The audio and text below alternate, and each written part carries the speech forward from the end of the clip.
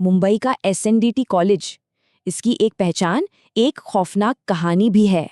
कहते हैं यहाँ की पुरानी वीरान इमारत में रात 2 बजे एक औरत की आत्मा घूमती है। कई स्टूडेंट्स ने तो रात में कैंपस में एक औरत की आवाज सुनने का दावा भी किया है। तो रोहन नाम के एक लड़के ने इसका मजाक उड़ाया और उसे सच पता करने का चैलेंज मिला। रोहन भूतों में मानता नहीं था, सो उसने दोस्त विशाल के साथ मिलकर यह चैलेंज ले लिया। दोनों आधी रात को बस एक टॉर्च लेकर उस डरावनी बिल्डिंग में घुस गए। अंदर का मंजर पूरी तरह खंडहर, बस अपनी ही धड़कनों की आवाज आ रही थी। तभी एक अंधेरी क्लास से पहाड़े पड़ने की आवाज आई। 2 एकम 2, 2 दूनी 4।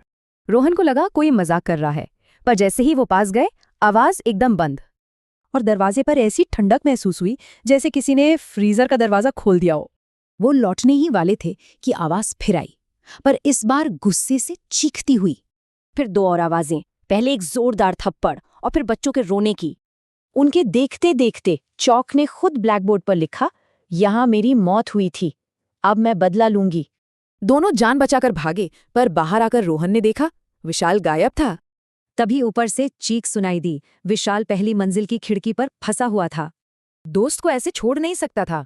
रोहन हिम्मत करके वापस उसी बिल्डिंग में घुस गया। अंदर विशाल के साथ वो थी, एक टीचर की भयानक आत्मा, हाथ में डंडा लिए।